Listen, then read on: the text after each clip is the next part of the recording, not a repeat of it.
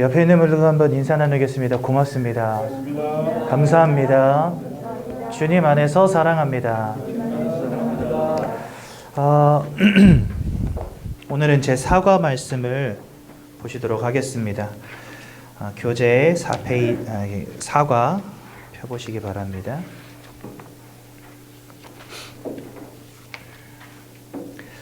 제목은 인간의 방법이고요. 성경은 골로새서 2장 8절입니다. 골로새서는 신약 성경에 있고요. 거기 약자 표기에 보시면 빌골살이라고 있거든요. 그 중에 골자로 가시면 됩니다. 빌골살의 골자.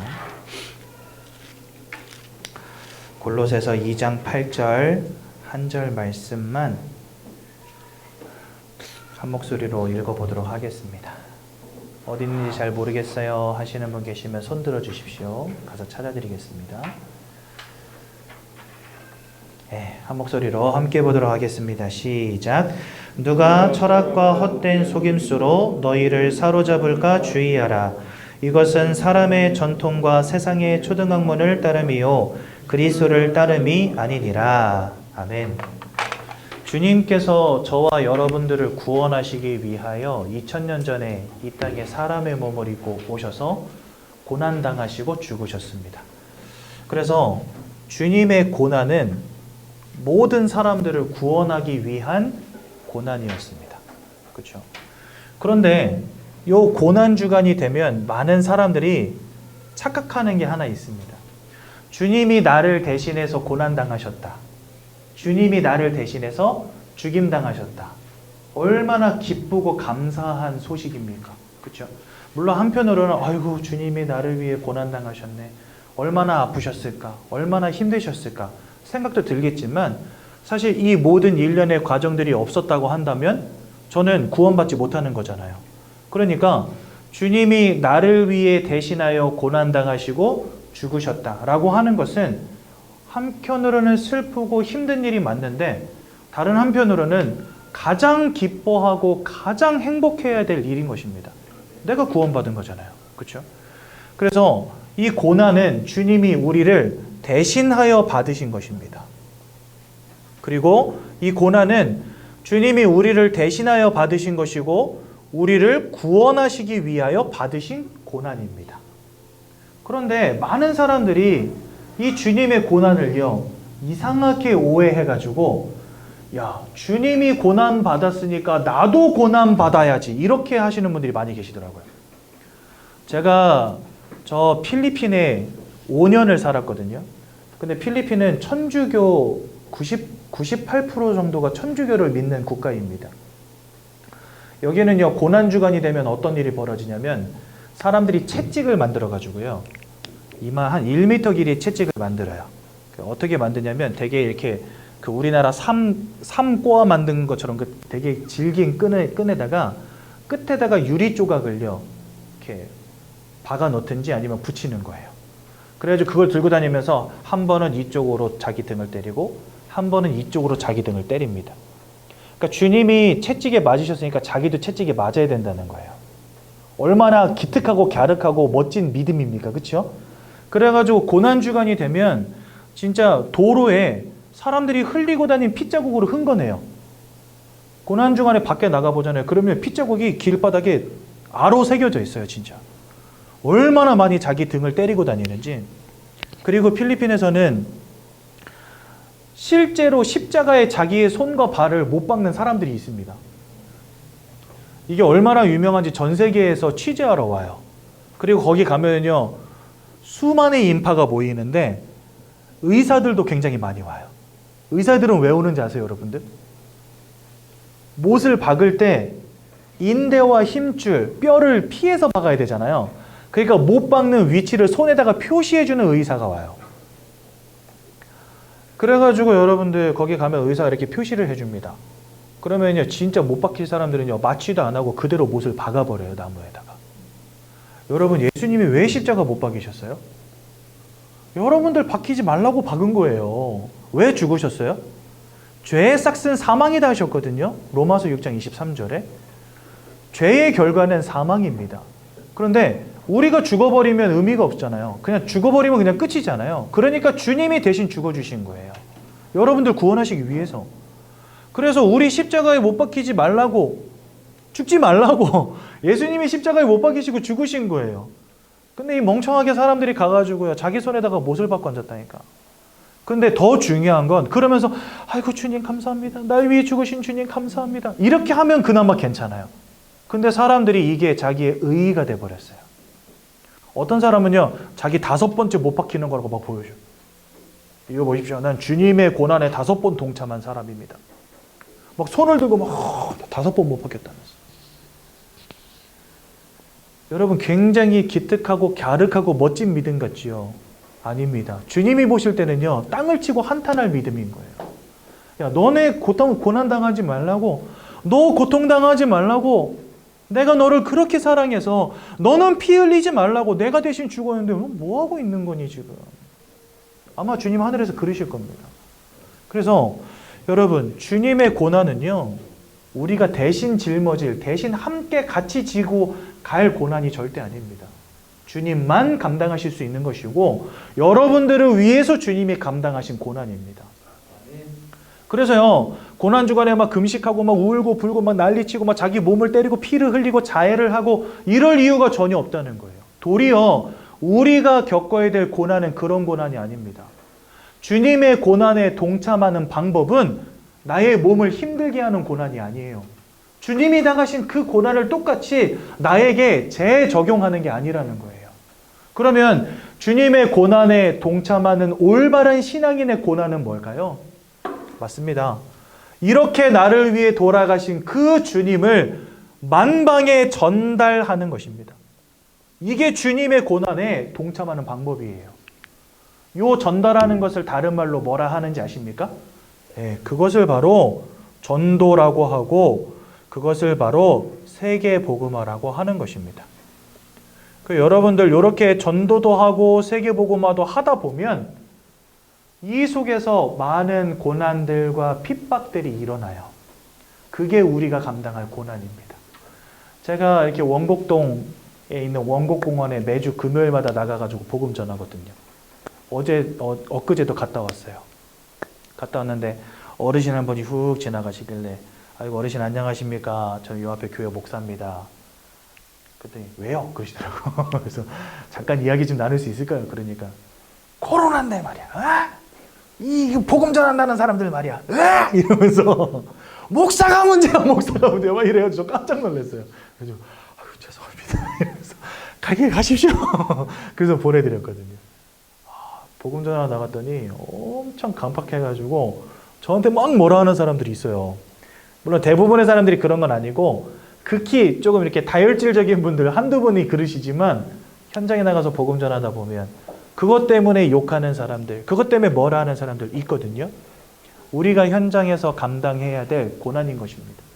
주님은 여러분들과 저를 위한 구원을 위한 고난을 감당하셨어요. 우리는 이제 어떤 고난을 감당하는 것이냐? 앞으로 평생을 살아가면서 주 예수의 이름을 전함에 있어서 때로는 많은 사람들로부터 손가락질도 당하고 때로는 많은 사람들로부터 환난과 핍박을 당할 수 있습니다. 그게 우리가 감당해야 될 고난이라는 거예요. 성경 히브리서 11장에 보면 과거에는 예수 믿는 것 때문에 죽임당한 사람들도 있었어요. 지금도 역시나 마찬가지입니다. 저 북한, 중국 이런 데서는요, 예수 믿으면 죽임당하고 감옥 갑니다. 그치요? 우리는 진짜 편하게 예수 믿는 거예요. 우리 자유 대한민국은 종교의 자유가 있는 나라다 보니까 서로 욕은 할지언정 그것 때문에 잡아 죽이진 않잖아요. 근데 과거에도 그랬고 현재도 그렇지만 많은 사람들 예수 믿는 것 때문에 감옥에도 갇히고 죽임도 당하고 우리나라도 일제강점기에 많은 순교의 피가 흘려진 그런 나라입니다. 우리 주기철 목사님 같은 분들 감옥에서 돌아가셨거든요. 그러니까 이렇게 많은 분들이 예수의 이름을 인하여 예수를 믿는 믿음을 인하여 예수를 전하는 것을 인하여 고난과 환난과 핍박을 당하신 분들이 많이 계시다는 거예요. 주님의 고난에 동참하는 방법은 바로 그것입니다. 주님이 고난당했다고 해서 내 등을 때리고 내 손에다 못을 박는 게 그게 올바른 믿음이 아니라는 거예요. 그래서 이 자리에 계신 우리 모든 성도님들은 주님의 고난에 감사하시고 기뻐하시기 바랍니다. 이것 때문에 우리 구원받았거든요. 그리고 일평생 주님을 전하는 전도자 인생 되시기 바랍니다.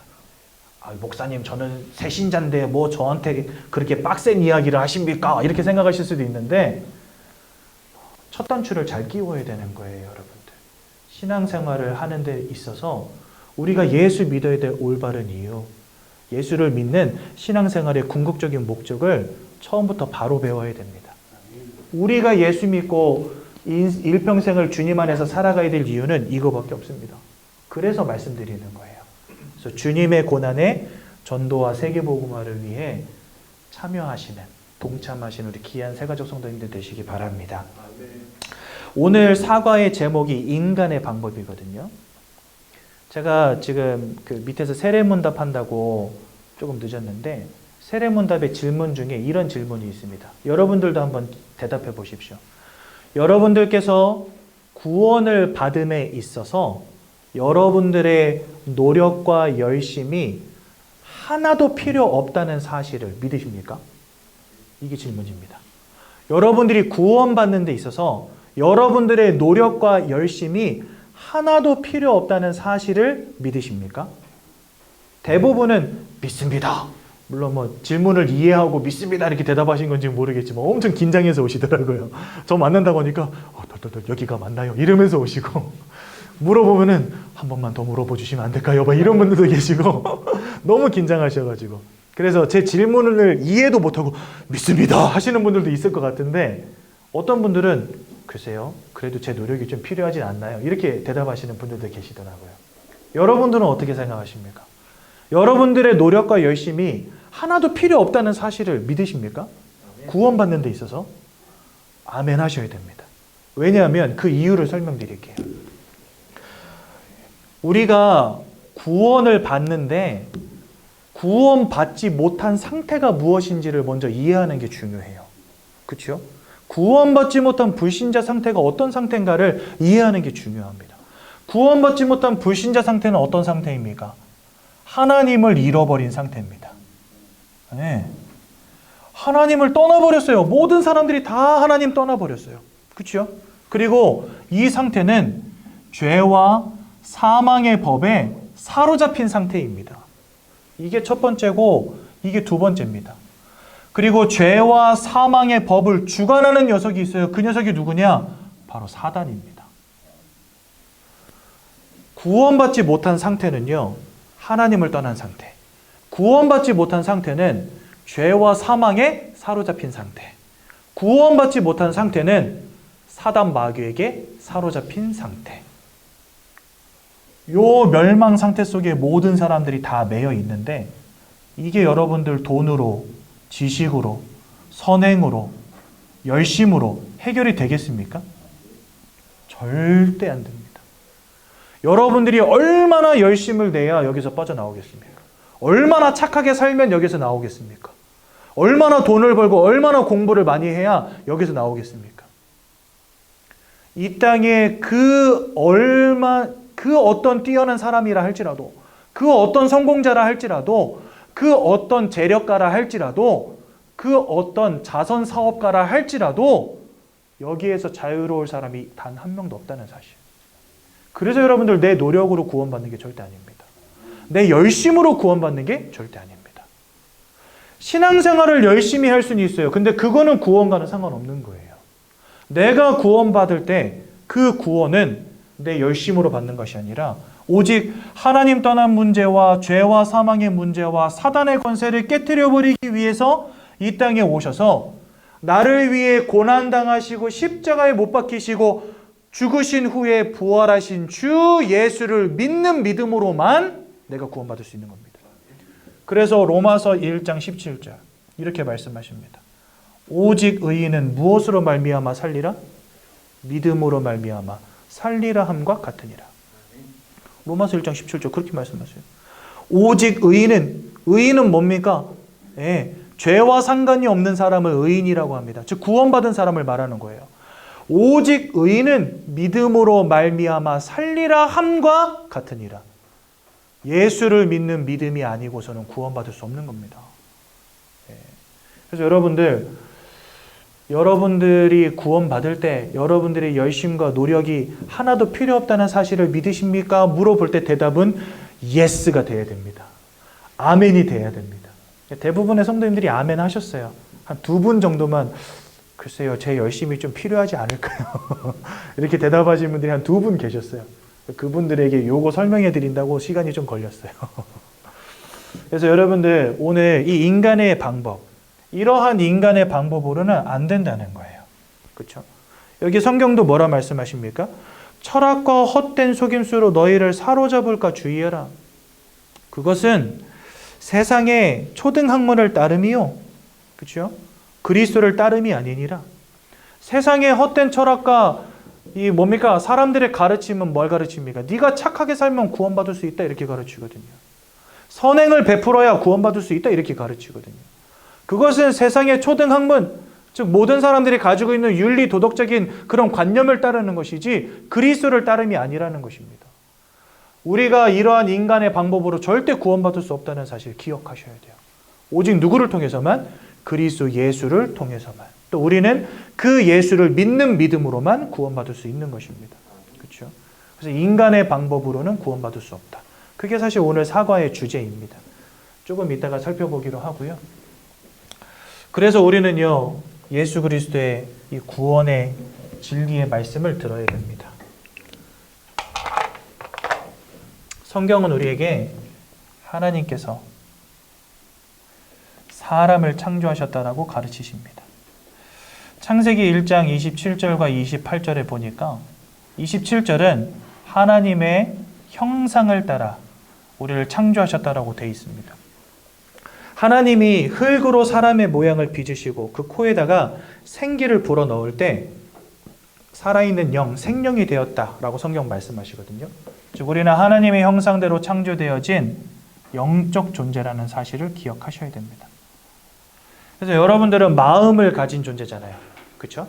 그리고 육신을 가진 존재잖아요.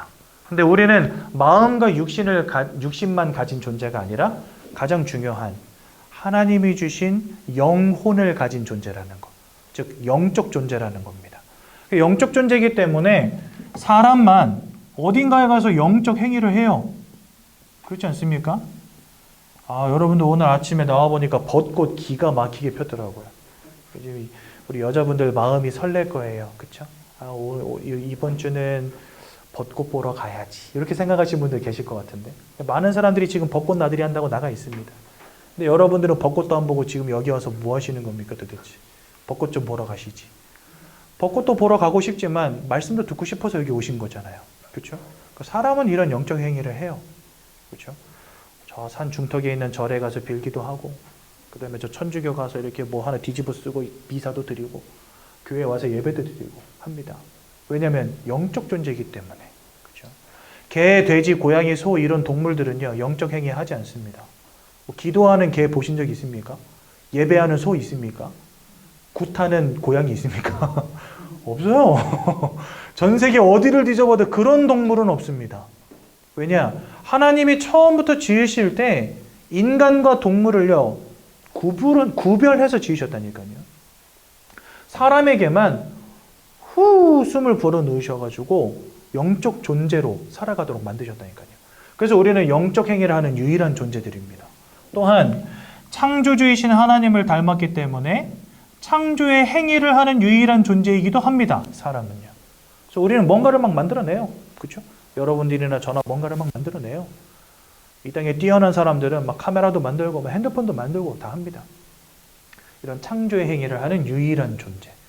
이 땅에 인간을 제외한 그 어떤 동물도 창조의 행위를 하지 않습니다. 그렇죠?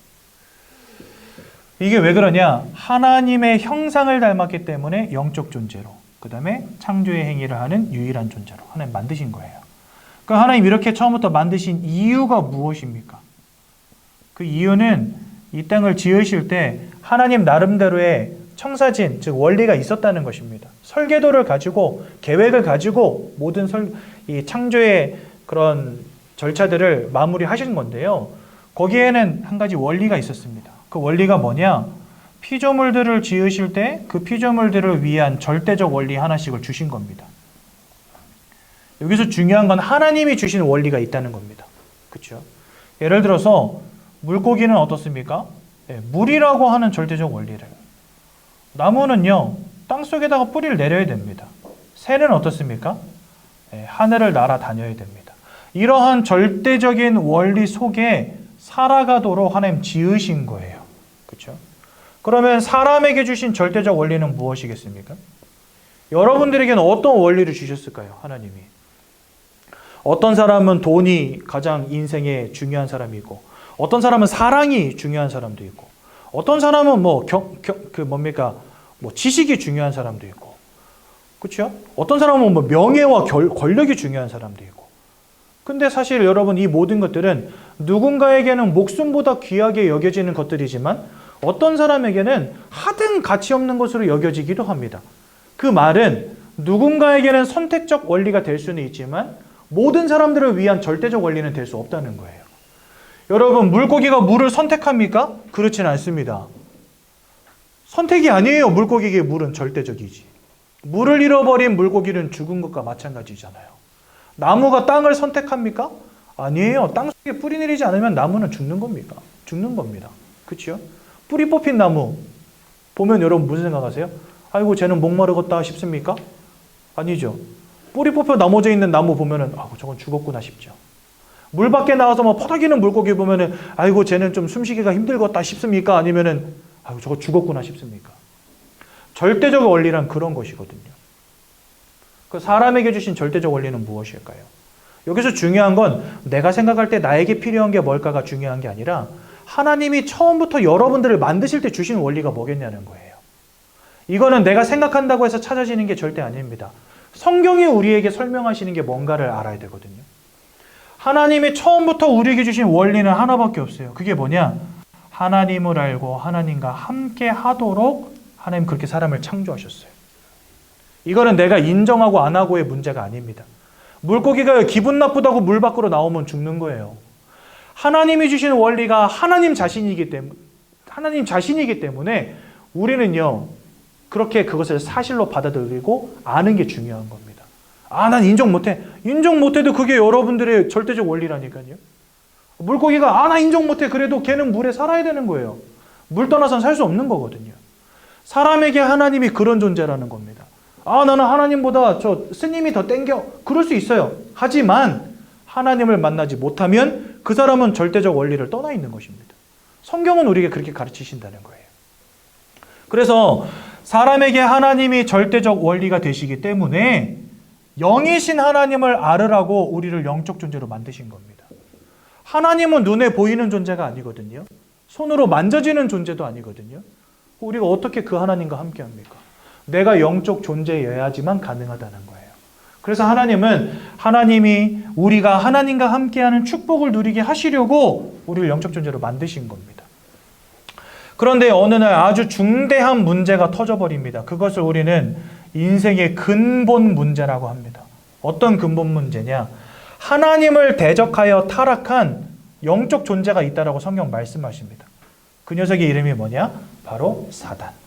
요 사단이요, 하나님이 지으신 첫사람 아담과 하와를 속여서 하나님 아버지 앞에 죄를 짓게 만듭니다. 창세기 3장에 보면 하나님이 따먹지 말라 한 선악과를 따먹는 죄를 짓게 만들어버려요. 그래서 아담과 하와가 하나님이 따먹지 말라 한 선악과를 따먹는 원죄를 짓게 됩니다. 이 원죄 때문에 아담의 후손들 모두가 죄악 가운데 태어나는 인생으로 전락해버렸어요. 그것을 원죄라고 하고요. 사단에게 속아서 원죄를 지은 결과로 모든 사람들이 하나님을 떠나버리는 문제 가운데 빠져버리게 되었습니다.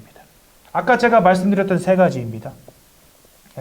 사단에게 속아서 죄와 사망 가운데 사로잡히게 되고 결과적으로는 하나님을 잃어버린 인생이 된 것입니다. 우리가 집중해야 될 것은 요거 3번입니다. 왜요? 하나님이 우리에게 주신 절대적인 원리가 요거였거든요. 하나님과 함께하는 삶. 그런데 이제는 하나님을 알지도 못하고 깨닫지도 못하고 하나님과 함께 할 수 없는 존재로 타락해버린 거예요. 우리는 그래서 이것을 근본 문제 3가지라고 합니다. 이 근본 문제 속에 모든 사람이 지금 다 걸려 있는 겁니다. 이 근본 문제 세 가지로 인하여 모든 사람에게 지금 인생의 문제가 와버렸어요. 그 첫 번째가 뭐냐? 요한복음 8장 44절 이렇게 말씀하십니다. 너희는 너희 아비 마귀에게서 났으니. 여러분들의 엄마 아버지가 마귀라는 말이 아닙니다. 우리의 영적 배경 속에 하나님이 함께 하셨는데 이제는 하나님 대신에 사단 마귀가 함께하는 존재로 바뀌어졌다는 거예요. 여러분, 사람은 마음을 가진 존재, 육신을 가진 존재입니다. 그렇죠? 하지만 거기에 더불어 영혼을 가진 존재입니다. 그렇죠? 근데 여러분들 그거 아십니까? 마음이 불편하면 그것 때문에 육신이 병들기도 합니다. 그 말은 사람은 마음과 육신이 상호 영향을 주는 존재라는 거예요. 그렇죠? 근데 여기에 더하여 우리는 영혼을 가진 존재잖아요. 우리 영혼의 배경 속에 무엇이 있느냐가 내 마음과 내 육신을 영향 주는 것입니다. 이전에는 하나님이 함께 하셔서 하나님이 내 마음을 지키시고 내 육신을 평안함 가운데 형통함 가운데로 인도하셨었는데 근본 문제로 인하여서 하나님을 잃어버린 그 순간부터 이 영혼의 배경 속에 누가 자리를 잡게 됐냐? 요 마귀가 자리 잡게 됐다는 거예요. 이게 바로 마귀의 자녀라는 말의 의미입니다. 여러분들의 영혼의 배경 속에 사단 마귀가 자리 잡고 있는 거예요. 그런데 이 녀석은요, 바로 운명과 사주팔자의 주관자입니다. 그래서 여러분들 모든 사람들은 태어날 때부터 이 운명과 생년월일시 여기에서부터 오는 사주팔자에 꽉 잡힌 인생이 된 거예요. 여러분들 영혼의 배경 속에 있는 이 사단이 운명과 사주팔자의 주관자이기 때문에 한 명도 예외가 없이 모든 사람은 운명과 사주팔자에 노예되어서 살아가는 겁니다. 내 의지와 상관이 없이 때로는 질병의 문제 가운데로, 내 열심과 상관이 없이 때로는 실패의 문제 가운데로 들어갈 수밖에 없는 인생 돼버린 거예요. 언제부터요? 사단 마귀가 우리 영혼의 배경 속에 주인으로 자리 잡은 그 순간부터. 그래서 성경은 마귀에게 속한 자가 되었다라고 말씀하시는 거예요. 우리의 영혼이 마귀에게 사로잡힌 자가 되었다라고 가르치시는 거예요. 요한일서 3장 8절에 죄를 짓는 자마다 이 마귀에게 속하여 있다 이렇게 말씀하십니다. 이 녀석은요, 요한복음 10장 10절에 보니까 도적이라고 표현되어 있는데요. 모든 것을 빼앗고 죽이고 멸망시키는 자라고 설명하십니다. 그러니까 모든 것을 빼앗고 죽이고 멸망시키는 자가 우리 인생의 영혼의 뒷배경 속에 딱 자리 잡고 있어가지고요. 여러분들은 운명과 사주팔자로 사로잡아버린 것입니다. 내가 열심히 살아도 안 되어지는 문제, 내가 최선을 다해도 실패할 수밖에 없는 인생, 원치 않는 사건, 원치 않는 질병, 원치 않는 마음의 문제로 고통당할 수밖에 없는 인생으로 사단이요 여러분들의 인생을 지금까지 꽉 잡고 있었던 거예요. 그러니 많은 사람들이 나는 최선을 다했는데 열심히 살았는데 왜 안 됩니까? 라고 질문하시는 거죠. 안 되어질 수밖에 없는 이유. 여러분들의 영혼의 배경 속에 이 도적 같은 놈이 자리 잡고 있는데 왜 되겠습니까? 그 녀석이 여러분들의 마음과 생각과 삶과 육신을 무너뜨리는데 어떻게 살 수 있냐 말이죠. 그러니 인생은요, 고통이 끊이질 않는 겁니다. 열심히 산 죄밖에 없는데 안 되는 거예요. 그러면서 이 속에서 요 사단 마귀는 뭐 시키냐? 자꾸만 우상숭배하게 만듭니다. 막 차려놓고 빌게 만들고 깎아놓고 빌게 만들고 막 돌을 향해서 빌게 만들고 나무를 향해서 빌게 만들고 막 달을 보고 빌게 만들고, 그렇죠? 막 동물을 섬기게 만들고 돌탑을 쌓게 만들고 나무를 깎게 만들고 막 신주단지 모셔놓고 빌게 하고 무당들 와서 푸닥거리하고 점치고 굿하고 막 난리치고 나를 보고 시를 보고 방향을 따지는 인생, 피곤하고 극도로 힘든 인생 아닙니까 여러분들?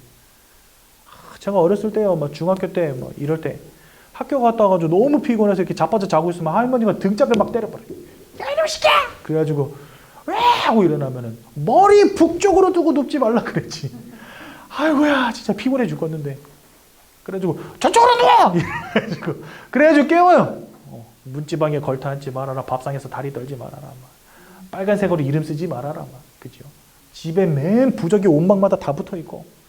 저희 할머니가 예수 믿는 다음 날 무슨 일 하셨는지 아세요? 제 방에 있는 부적을 꺼내내시는데 이거 무슨 숨바꼭질 수준이야. 저는요 제 방에 부적이 그렇게 많은지 몰랐어요. 그렇게 문 열고 들어가면은 그 입구 천장에 하나 딱 붙어 있거든요. 항상 보이도록 거기에 하나 딱 붙어 있는데 그거 빼고는 제가 본 적이 없어. 근데 제 방에서 막 제 점퍼에서 나오고 막 이불에서 나오고 막 베개에서 나오고 한 11개 나왔어요. 부적이. 할머니가 11개 끊으시더라고. 그랬더니 야 감사야 이제 이런 거 다 버려야 되지? 그러시길래 할머니 당장 태우라고. 그랬는데 어디 숨어있는지도 모르는 부적들이 막 장뜻 나오더라고요. 맨날 무당들보다 푸덕거리하고 막 고사 지내고 그게 저희 가정의 다반사였거든요. 항상. 우상 숭배하게 시킵니다. 귀신이요. 근데 문제는 뭐냐? 고린도전서 10장 20절에 보니까 대저 이방인들이 하는 제사는 귀신과 교제하는 것이니라. 여러분 사단은 모든 것을 빼앗고 죽이고 멸망시키는 자인데 그 사단과 교제하는 행위가 우상 숭배라는 거예요. 그러니 여러분들 이것이 우리 가정의 불행이 되는 줄도 모르고 이것이 우리 가정 가문을 무너뜨리는 것인지도 모르고 우리 부모님, 우리 조부모님들은요 막 열심히 이거 한 겁니다. 아니나 다를까 막 작은아버지를 다 이혼하고 막 애가 기형아가 태어나고 막 산업이 다 무너지고 난리가 났어요. 난리가 났어요. 암으로 돌아가시고 저희 그 가문의 다른 장손들 막 객사하고 어디서 죽었는지도 모르고 시신도 못 찾고 이런 일들이 왜 벌어집니까? 그렇게 열심히 막 차려놓고 빌고 드리고 했으면 뭔가 축복이 와야 되잖아요. 근데 축복이 오는 게 아니라 자꾸 불행과 뭔가 이상한 문제들이 터지는 거예요. 알 수 없는 일들이 계속 터지는 거예요.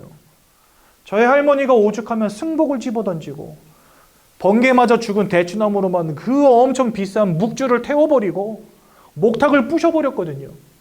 아무리 해도 안 되니까. 이러한 영적인 비밀이 있는지를 몰랐던 거예요. 저희가.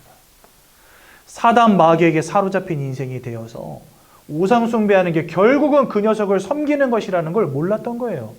열심히 하면 할수록 더 무너진다는 사실을 모른 채 여태까지 살아온 거예요. 그러니 여러분들 인생이 무너질 수밖에요. 세 번째로 사람들이 마음과 생각이 무너진 인생이 되었습니다. 여러분 보십시오.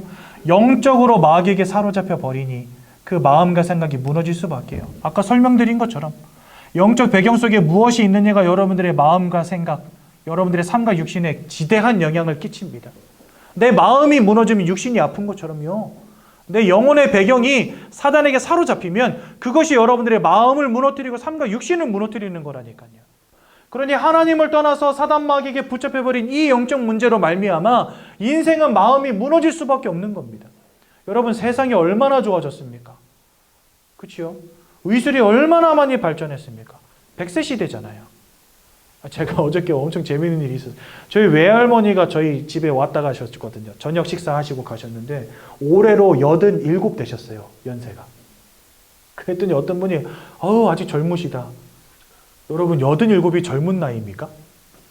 그래서 내가 87이 뭐가 젊어요? 그랬더니 왜요? 우리 할머니는 97인데. 근데 가만히 생각해보니까 저희 할머니도 올해 96인가 되셨어요. 근데 아직 요양병원에 이제 계신데 식사를 하도 잘해가지고 살이 자꾸 찌니까 병원에서 식사를 줄였어. 왜냐 할머니들은 누워 계시다가도 골반뼈 부러지고 그러거든요. 체중이 많이 나가면. 96인데 너무 잘 드셔가지고 살이 찌는 거예요. 어디 편찮으신 데도 없어요. 심지어. 그냥 다리에 힘이 없어서 못 걸어 다니시니까 요양병원에 계신 건데 제가 볼 때는 100세 넘으실 것 같아요. 100세 시대 됐다는 말이 실감이 나더라고. 저희 할머니에 비하면 저희 외할머니는 한참 어리신 게 맞아요. 사실은 87인데도 불구하고 이런 시대가 됐다니까요. 여러분 얼마나 과학이 발달하고 의술이 발달한 시대입니까? 그렇죠? 그런데 사람들의 마음과 생각은 왜 자꾸 무너질까요? 전 세계에 정신병동이라고 할 정도로 조현병, 우울증 이런 것에 시달리는 사람들 가득 찼지 않습니까? 여러분들? 약 없이는 잠 못 자는 사람들 가득 찼습니다. 약 없이는 분노와 두려움과 이 심장이 부부부 뛰면서 뭔가 모를 그런 두려움이 막 엄습하는 이런 마음의 상태를 안정시킬 방법이 없는 사람들이 가득 찼어요. 정신병원에 병동이 없다니까요, 여러분들. 조금 상태 괜찮아지면 빨리 퇴원시켜야 돼요. 왠지 아세요? 밖에 더 심각한 인간들이 가득 찼기 때문에. 전문가들이 말합니다. 앞으로 오는 미래는 정신병 시대가 될 거다라고 말한다니까요. 왜 그럴까요? 세상은 점점 좋아지는데 왜 안 될까요? 영적인 부분에서부터 시작되기 때문에 그래요. 이 마음이. 마음이라는 게 여러분들 영적인 문제에서부터 시작되기 때문에 그래요. 나에게 어떠한 영적 배경이 있느냐가 여러분들 마음의 평안을 가져다 줄 수 있다는 겁니다. 그 하나님이 계시지 않고 하나님 대신에 사단이 자리 잡아버리면 아무리 열심을 내고 최선을 다하고 약을 먹어보다 안 되어지는 마음의 문제가 올 수밖에 없다는 거예요. 마음과 생각이 무너진 시대. 약을 먹지 않으면 안정이 안 되어지는 시대. 제가 약 먹는 분들 많이 만나봤거든요. 여러분, 약물 치료하면 진짜 정신병이 치료가 됩니까? 아니더라고요. 약 끊으면 다시 와요. 그 치료 아니잖아요. 눌러놓는 것이지. 그리고 진짜 심각한 분들은 좀 약을 세게 먹잖아요. 그러면 진짜 그냥 뭔가 나사가 한 10개 정도 빠진 사람 돼버려요. 이렇게 보셨어요. 사리분별 판단이 안 돼. 약에 취해가지고. 여러분, 그거 치료입니까? 아니잖아요. 솔직히 말해보자고요. 아니잖아요. 정신과에서 해줄 수 있는 거는 그 사람의 그 증상을 눌러놓는 거 외에는 못하는 거예요. 그죠? 많은 사람들이 나 이제 치료됐어 했는데 아니에요. 그 근본적인 부분에 있는 이 슬픔과 우울감 치료가 안 돼요. 나중에 그게 또 발현이 돼요. 어떤 사건이 탁 터지면 그것 때문에 확 발현이 돼요. 진짜 신기할 만큼 확 무너져 버려요. 마음이. 치료가 안 된다는 겁니다. 정신의 문제가. 영적인 것에서부터 기이한 것이기 때문에 치료가 안 돼요. 그렇다면 마음과 생각의 문제가 언제 치유되어지냐? 내 영적 배경의 주인이 바뀌면 가능해요. 모든 지각에 뛰어난 하나님의 평강이 너희 마음과 생각을 지키시리라. 여러분들 마음과 생각을 지키는 역사가 하나님이 여러분들 인생의 주인으로 바뀔 때 시작이 된다는 거예요. 저는요, 예수 믿고 우울증 치유된 분들 너무나 많이 봤어요. 예수 믿고 이상한 환각의 문제, 환상의 문제, 정신분열의 문제가 치유되어지는 사람들 너무나 많이 봤어요. 왜 가능한지 아십니까? 하나님이 영혼의 배경에 함께 하시기 때문에 그것이 마음에 지대한 영향을 끼치는 거예요. 그래서 여러분들 이러한 영혼과 마음과 육신의 상관관계를 잘 아셔야 됩니다. 이런 영적인 원리들을 잘 아셔야 됩니다. 하나님 만나야 될 이유로 가득 차 있잖아요. 그렇지 않습니까? 그러니 여러분들 마음과 생각이 무너지니 그 다음은요, 순서가 뭐냐? 육신과 삶이 무너지는 겁니다.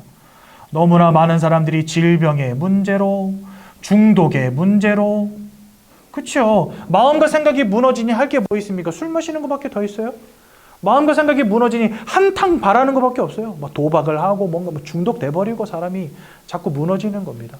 술 마시지 않으면 하루하루를 살아갈 수 없는 인생. 또한 더 나아가서 너무 마음과 생각이 힘들면 어떻게 되죠? 밤에 잠을 못 이뤄요. 불면증이 시작되고, 약을 먹지 않으면 잠을 자지 못하고, 이런 것들이 스트레스가 쌓이고 막 잠도 자지 못하고 점점 힘들어지면 어떻게 되는지 아십니까? 뭔가가 보이고 들리는 문제도 오고. 그 많은 사람들이요, 막 귀신을 보고 환상을 보고 환청을 듣고, 그렇죠? 방에 혼자 있는데 뭔 소리가 자꾸 들려요. 밤에 잠을 혼자 자는데 뭐가 자꾸 몸을 더듬어. 이런 문제가 생기는 거예요. 실제로 이런 문제 가운데 있는 사람들이 고민 상담하러 온다니까요. 그럼 여러분, 세상은 뭐라 말합니까? 마음이 허해서 그런 거니까 약이나 좀 지어서 드십시오. 이렇게 말할 뿐이죠. 진짜 귀신의 역사 속에 삶이 무너지고 있는데 그건 모르는 거예요. 왜요? 영적 원리를 모르니까. 그래서 여러분들, 사람이 영적 존재라는 것과 하나님을 잃어버린 문제 속에서 영혼과 마음과 삶과 육신이 무너지는 이러한 불신자 상태의 모습 가운데 다 걸려 있다는 사실을 꼭 기억하시라는 겁니다. 이렇게 살다가 히브리서 9장 27절에는 뭐라 말씀하시냐? 사람이 한번 죽는 것은 정하신 것이요 그 이후에 심판이 있다 말씀하십니다. 맞습니다. 모든 사람 결국 한 번은 다 죽습니다. 그걸로 끝이라고 여겨요, 세상은요. 아니에요. 성경은 그 이후에 하나님의 심판이 있고 천국과 지옥이 있음을 가르치십니다. 하나님을 알지 못한 채 이 사단 마귀에게 속하여 있는 자들, 사단이 갇힐 감옥, 지옥에 같이 들어가는 겁니다. 마지막으로 여러분들의 후대들도 여기서 자유로울 수 없다는 사실. 여러분, 하나님을 잃어버린 이 문제 하나 때문에 결국은 인생의 모든 문제가 시작이 된 겁니다. 여러분들의 마음과 생각이 고통당하고 삶과 육신이 무너지고 결국 나중에 죽어서는 지옥에 갈 수밖에 없는 인생으로. 그런데 이게 여러분들, 내가 착하게 산다고, 열심히 산다고, 돈 많이 번다고, 노력한다고, 공부 많이 한다고 해결되어지겠습니까? 안 된다는 거예요. 그래서 오늘 사과, 인간의 방법으로는 안 된다는 겁니다. 책에 있는 내용 잠깐 보겠습니다. 근본적인 문제에 대해서 이해하셔야 됩니다. 지금 여러분들의 문제는 다른 것보다도 중요하지만 숨겨져 있는 진짜 문제가 있다는 거예요. 바로 사단에게 속하고 죄악 가운데 빠지고 하나님을 떠난 상태가 되었다는 겁니다. 여러분들에게 이러한 영적 문제가 지금 와 있는데 우리는 알지 못한 거죠.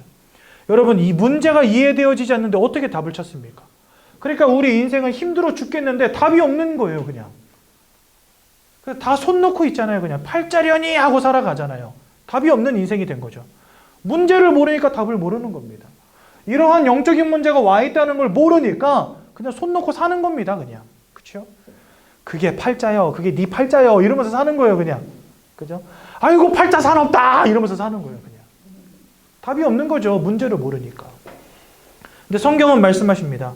하나님을 잃어버린 채 사단 마귀, 죄와 사망의 권세에 사로잡히게 되었다.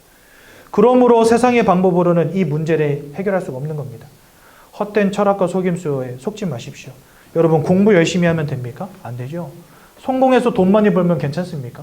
저 강남의 펜트하우스에 살면서 정신과 약 먹는 아줌마들 가득 찼습니다, 여러분들, 우리나라에.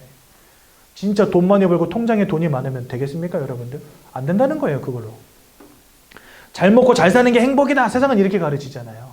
그렇죠? 요즘에 못 먹는 사람 누가 있습니까? 돈 못 버는 사람들은 정부에서 쌀을 주고 밥을 주는데. 그죠?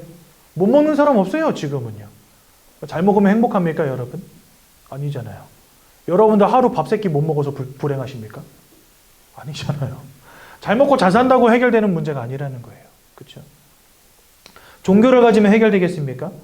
여러분, 아무리 종교를 믿어도 인간이 누군가를 이해하지 못하는데, 인생의 진정한 문제가 뭔지를 가르쳐주지 않는데 종교를 갖는들 되겠습니까, 여러분들? 안 된다는 거죠. 선행과 열심과 봉사로 되겠습니까? 내가 착하게 산다고 이 문제에서 해방이 되겠습니까, 여러분? 내가 열심히 산다고 내 인생에 따리를 틀고 있는 이 사단의 권세로부터 우리가 빠져나올 수 있겠냐 말이죠. 안 된다는 거죠. 그래서 결론 3가지입니다. 구원은 사단으로부터 해방되는 것이요, 원죄의 문제가 해결되는 것이요, 하나님을 떠난 문제가 해결되어서 하나님을 만나는 것을 구원이라고 합니다. 그러므로 이것은 인간의 방법으로 불가능한 것입니다. 좋은 것과 진리를 혼동해서는 안 됩니다. 이 좋은 것과 진리를 혼동하지 말라는 말은 뭐냐? 여러분들, 우리가 착하게 살고 열심히 살고 하는 건 다 좋은 것들이에요. 근데 그게 나를 구원할 진리는 될 수 없다는 거예요. 여러분들, 불행한 사람들, 불쌍한 사람들 도와줘야 됩니다. 그렇죠? 하지만 그것이 구원의 기준은 될 수 없다는 거예요. 여러분들, 공부도 열심히 하고 최선을 다해서 열심히 살아야 됩니다. 하지만 그것으로는 구원받을 수 없다는 것입니다. 좋은 것과 진리를 혼동해서는 안 된다는 거예요. 종교를 믿는 거 참 좋은 것입니다. 하지만 그것으로는 구원받을 수 없습니다. 예수 그리스도께서 이 땅에 오셔서 나를 위해 죽으시고 부활하시고 구원을 완성하셨는데 그 주님을 믿는 믿음이 아니고서는 구원받을 수 없다는 거예요. 그것을 우리는 진리라고 합니다. 진리. 세상 사람들은요, 좋은 것을 진리라고 말하거든요. 착하게 살아라, 사랑해라, 서로 도와라. 그것은 좋은 것이지 진리가 아니라는 것. 그래서 여러분들, 좋은 것과 진리를 혼동해서는 절대 안 되는 겁니다. 우리의 힘으로 안 되기 때문에 하나님이 우리에게 길을 열어주신 거예요. 그분이 누구시냐? 바로 예수님이십니다. 예수님이 이 땅에 오셔서 3가지 중요한 일을 하셨습니다. 첫 번째 뭐냐? 요한일서 3장 8절에 보니까 죄를 짓는 자마다 마귀에게 속하여 있다. 하지만 아들이 나타나신 것, 즉 예수가 나타나신 것은 이 마귀가 하는 모든 일을 멸하기 위함이니라. 내 영혼의 배경 속에 자리 잡고 있는 사단의 권세를 꺾기 위하여 이 땅에 오신 참 왕 되신 이가 누구냐? 바로 예수 그리스도라는 것입니다. 예수를 믿을 때 사단의 권세로부터 해방되는 것입니다. 로마서 8장 1절에서 2절에 보니까 예수 안에 있는 자는 이제 더 이상 죄인이 아니다, 이렇게 설명하십니다. 그 말은 뭐지요? 예수 안에 있는 생명의 성령의 법으로 말미암아 이 죄와 사망의 법에서부터 우리가 해방된 것입니다. 그래서 예수님은 우리의 모든 죄악의 문제를 끝내신 참 제사장이 되시고요. 요한복음 14장 6절에 보니까 내가 곧 길이요 진리요 생명이니 나로 말미암지 않고는 하나님 떠나버린 너희가 아버지께로 올 자가 없느니라. 하나님을 떠나버린 인생이 하나님을 만나는 방법은 진리 되시고 생명 되시고 길 되신 예수 외에는 없다는 겁니다. 그래서 예수님은 하나님께로 나아갈 참 선지자가 되시는 것입니다. 인생의 방법으로 되어지지 않는 이 근본의 문제 3가지를, 인생의 방법으로 되어지지 않는 이 영적 문제 6가지를 예수님께서 이 땅에서 해결하셨다는 거예요. 무엇을 통해서? 고난을 통해서. 그렇죠? 그래서 천하 인간의 구원 얻을 만한 다른 이름을 우리에게 주신 적이 없다라고 사도행전 4장 12절 말씀하십니다. 이 예수님이 이 땅에 2000년 전에 사람의 몸을 입고 오셔서 고난당하시고 십자가에서 죽으시고 우리를 위해서 모든 피를 쏟아주시고 생명을 내어주시고 돌아가신 지 3일 만에 부활하심으로 우리를 구원하시고 그리스도로서 우리를 구원하셨습니다. 그렇죠? 그래서 우리는 이분을 예수 그리스도라고 부르는 것입니다. 교회 한 번이라도 나가보신 분들은 예수 그리스도라는 말 들어보셨을 거예요. 그리스도라는 말의 의미가 이겁니다. 왕, 제사장, 선지자로 오셔서 우리를 위한 완전한 구원을 이루신 그분을 그리스도라고 부릅니다. 이 예수 그리스도를 믿고 마음에 영접할 때 하나님의 자녀가 되는 것입니다. 오늘 이 예수님을 영접하시고 하나님의 자녀 되는 축복 누리시기 바랍니다. 두 손을 모으고 두 눈을 감으시고 제가 기도할 때 저의 기도를 따라서 함께 기도하심으로 하나님의 자녀 되는 축복 누리시기 바랍니다. 사랑의 하나님, 저는 죄인입니다. 제가 왜 고통당하는지, 제가 왜 원치 않는 문제 당하는지 알지 못한 채 살아왔습니다. 이것이 하나님 떠난 문제임을, 죄와 저주의 결과임을, 사단에게 사로잡힌 결과임을 깨닫게 되었습니다. 이런 저를 구원하시기 위하여 예수님께서 이 땅에 오셔서 십자가에 못 박혀 돌아가시고 3일 만에 부활하심으로 저를 구원하신 사실을 믿고 그리스도가 되신 사실을 믿고 제 마음속에 영접합니다. 제 마음속에 오셔서 제 인생의 주인 되어주시고 저를 하나님 자녀 삼아 주옵소서. 예수님의 이름으로 기도드렸습니다. 아멘. 축하드립니다, 우리 성도님들. 하나님의 자녀 되심을 기억하시고 구원받은 하나님의 자녀라는 것을 확신하시기 바랍니다. 제가 한번 기도하고 말씀 마치겠습니다. 사랑의 하나님, 은혜 감사합니다. 예수가 그리스도라는 이 놀라운 복음의 비밀을 깨닫고 하나님의 자녀 되게 하신 그 은혜와 그 사랑 너무나 감사를 드립니다. 일평생 하나님을 바라보는 인생 되게 하시고 구원의 확신에서 멀어지지 아니하도록 우리 모든 성도님들을 붙잡아 주옵소서. 예수님의 이름으로 기도드렸습니다. 아멘.